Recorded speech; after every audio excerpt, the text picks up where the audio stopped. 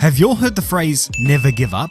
I mean, surely you would have. It's cliched as all hell, but there is a lot of truth in that. It's amazing what you can achieve when you harbour that kind of attitude, even if it does mean going against the grain and the rules. In this case, it's in the world of Formula 1, which, I mean, duh, of course it is. And it happened back in 1977. That year's Formula 1 title race was spectacular, with Niki Lauda, Jody Scheckter, and Mario Andretti all duking it out for top honours. Carlos Reutemann was kind of in the mix, and James Hunt was in there briefly, only for him to not be in it anymore, thanks to a string of unreliability that would make Bruno Michel blush. That said, he did manage to win the British Grand Prix at Silverstone, in front of a packed crowd of wildly patriotic Brits, so I suppose that was something, although it was the race after that we're all here for. The German Grand Prix, held at the Hockenheimring, back when the track was a pure blast through the forest, which was an ultimate test of reliability for the cars, which, alas, killed James Hunt's car here as well. In fact, only a third of the field would finish this race. Out of the 24 cars that qualified, only 8 had finished. When all was said and done, 17 cars lay stricken on the side of the road, and for some of you nasal folks out there that would have noticed my premium maths going on at play there, you'd probably be pointing out that I got my numbers wrong. Oh, if only 8 cars finished, then that means only 16 cars retired and not 17. And hey, yeah, you'd be right.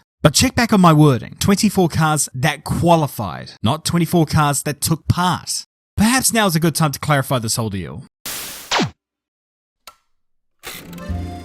This guy here, his name is Hans Heyer. Don't worry, I don't expect you to know who this guy is, because technically, officially, he never raced in Formula 1. Yet, on this day, he was as hell-bent as it came to become one. Through hell or high water, Hans had already done plenty of racing throughout Holland and his homeland of Germany to warrant some amount of attention. He raced with Zach Speed for a million years, before becoming the European Touring Car Champion in 1974, and the DRM Champion in 1975 and 1976. That's nothing to scoff at. You may not know much about these series, but he could pedal a car, so take that from a blonde-haired troglodyte as gospel. He also did a couple of Formula 2 races, but these didn't amount to much. Part of it was down to the team and the car, and part of it was down to having virtually no experience in open-wheel cars. But when the opportunity came up in 1977 to race a Formula 1 car in the German Grand Prix at Hockenheim, he was only too happy to take it up. For that race, he would be piloting an ATS-entered Penske, which meant 2 things. Firstly, he'd be driving around in a car painted like a canary, and that the car in question would be halfway decent, given that Roger Penske is a living god. There was another ATS Penske there that weekend driven by Jean-Pierre Jarier, so Hans did have someone decent to go up against, even if Jarier turned colorblind whenever he was being lapped. So the thing is this, back in those days, you were never guaranteed to start in the race from the moment that you rocked up that weekend. You had to qualify. So 30 drivers turned up that weekend, but only 24 were gonna race. Imagine having that kind of weight over your head in today's Formula 1 and how certain drivers would not qualify. So some drivers were going to bite the dust. One of them included 2-time world champion Emerson Fittipaldi, whose family loyalty was costing him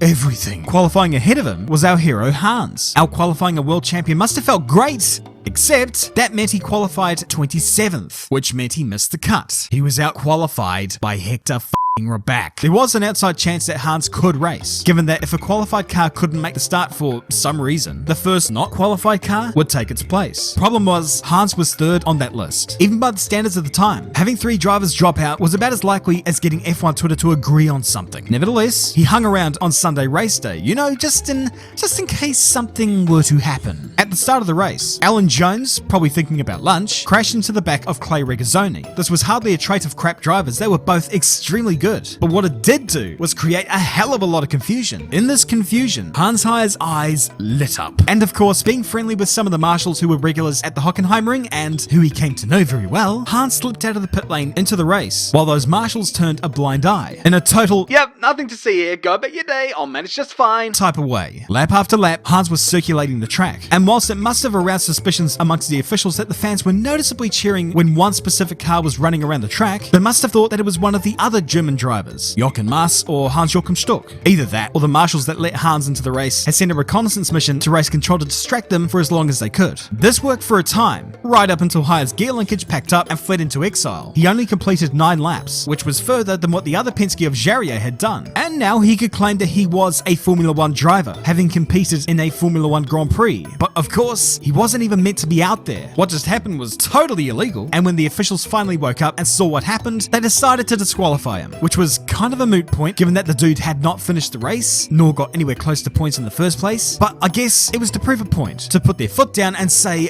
don't do this again. Show them how proficient and on it they were, by allowing an illegal entry to run around for 9 laps and only find out what happened after he walked back to the pits reeking of oil. Not sus at all. So, to summarize, he didn't qualify for the race, started it anyway, retired from said race, and was subsequently disqualified for running around when he shouldn't have. This makes him the only driver in the history of Formula 1 to receive a did not qualify, a did not finish, and a disqualification in the same race. After this, he never raced in Formula 1 again, and instead, he would continue winning races in the GT category. Just not at Le Mans though. I mean, this dude competed in the 24-hour of Le Mans 14 times. And every single time, he retired from the race. Nevertheless, he established a respectable career, save for the highly illegal activity on that fateful day in 1977. But if there was one thing to take from it, it's that Hans had paid tribute to that old saying of, never give up.